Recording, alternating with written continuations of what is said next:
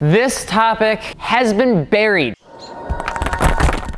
Okay, like as buried as Dakota gets when I play him in ping pong.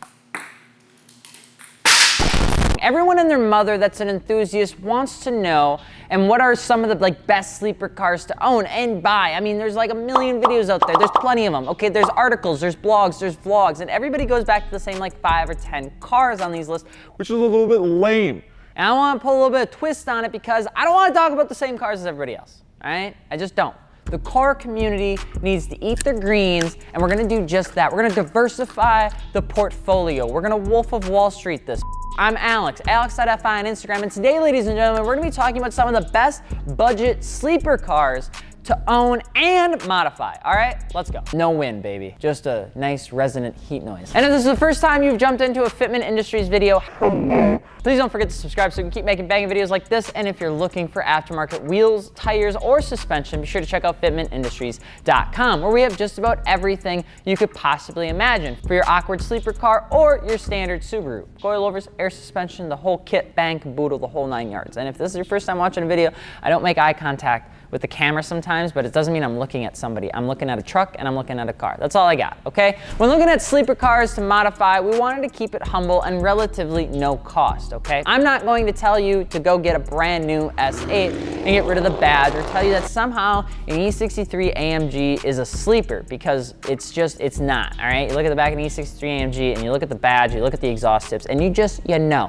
all right? You know, and that's just not how the cookie crumbles, okay? Cheap, unconvincing, and fast as boy, it is what you want to go for, with a lot of love in the modification department, because that's where it really matters. Right out of the bat, if you don't immediately think of the Volvo 240, you're probably out of your mind. Now, Volvo 240s have been talked about before, but Volvos have always been an unsuspecting sleeper car, with most eyes peering towards that V70R wagon, which does nasty burnouts without too much love and even less money. However, the Volvo 240 Turbo is where the name super sleeper car can really shine. Now, Volvo 240s, 740s, and V70Rs are all cars that hide their true intention. But turbocharged 240 Volvos with a platform that pretty much allows you to kick it a nickel with a power for under $5,000. That's pretty nuts, all right? The community of Volvo is also a banger. There's no signs of them going away anytime soon. Jump onto the forums or Facebook pages and you'll find everything that you need to know to have a fun sleeper Volvo car. And because they are a Volvo,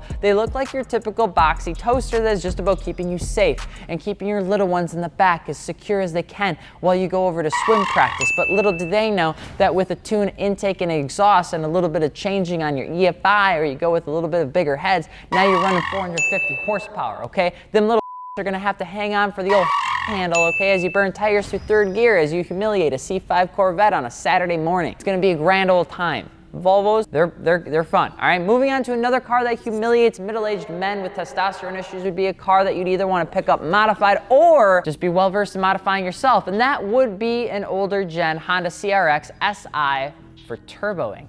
All right, if you haven't been spanked by a CRX Turbo yet in your life, you need to, okay? It's something just everybody has to get through in their life. It's like a coming of age thing. These cars are so incredibly unsuspecting because they just look, I mean, just look at them.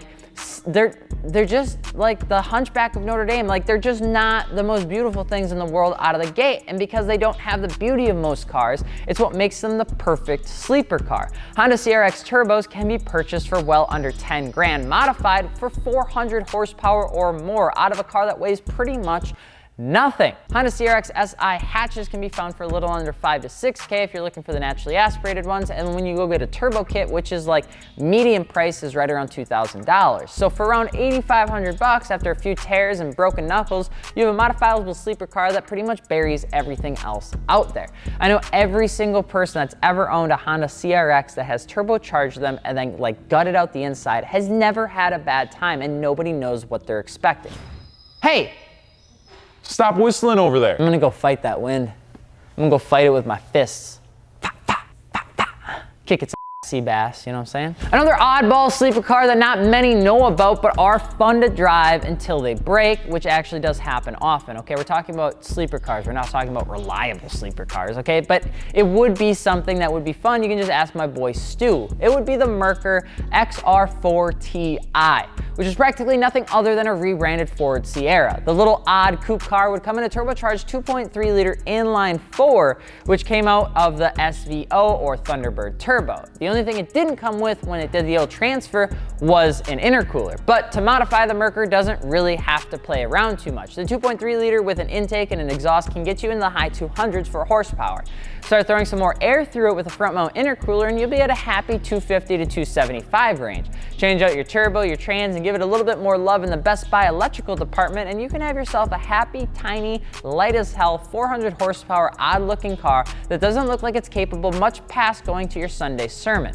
The Merkurs are also kind of just a weird car that nobody really understands, and because not a lot of people understand them, people never really pick them up or really take them that seriously, and that's what makes them such a fun sleeper car. Plus it's still a coupe, so you can have a little bit of fun with it. Another odd one on the list would probably be the good old Subaru 93X Aero. Okay, the car that came and went before anyone actually really noticed. It's a Saab that looks like you're the one who asks for light ice in your Coca-Cola when you go to the movie theaters, and can be an incredible sleeper in the right hands. The 93X Aero, all right, or the Saab, is known as the Subaru because it carries a near identical platform to the mid-2000s Subaru WRX.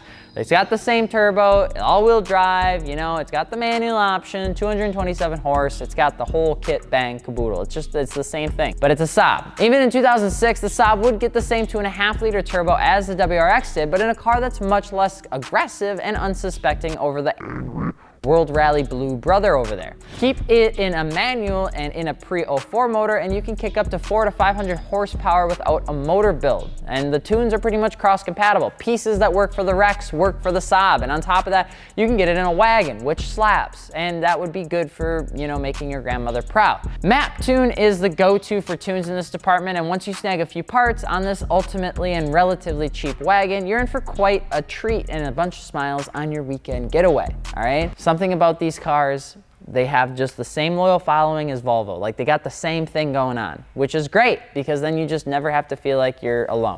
What you say? Some banger options that aren't much as sleepers, but nonetheless great power plants. I mean, not really a sleeper, but I have to give credit and tribute over to the 2006 GTO 6-liter Corvette engine that has it's fairly well hidden if you just debadge it, paint it black, keep the stock wheels.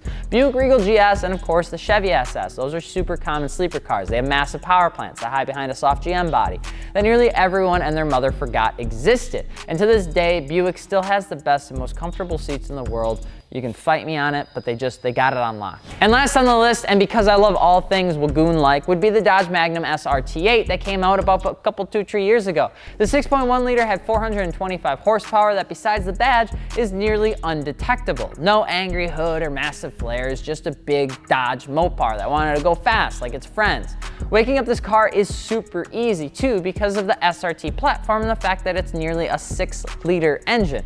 The insides are a little less to be desired, but it won't matter if you gotta do big old smoky burnouts all the time when an STI wants to race you. Intake, exhaust, tune, same like thing. Throw some cams in there and you're really ready to have a biscuit of a good time. Like, those cars are a blast. Any big car that has lots of horsepower is tons of fun. So what are some cars that you think are the best budget sleeper cars to modify? Let us know, and if you think we forgot one, you can of course just drop the comment and let us know. All the lists these days are the same. We wanted to just know that the Magnum is cool, okay? It's all right. And if you're looking for aftermarket wheels, tires, or suspension, be sure to hit us up over at fitmentindustries.com. I'm Alex from Fitment Industries, and we will see you later. Peace.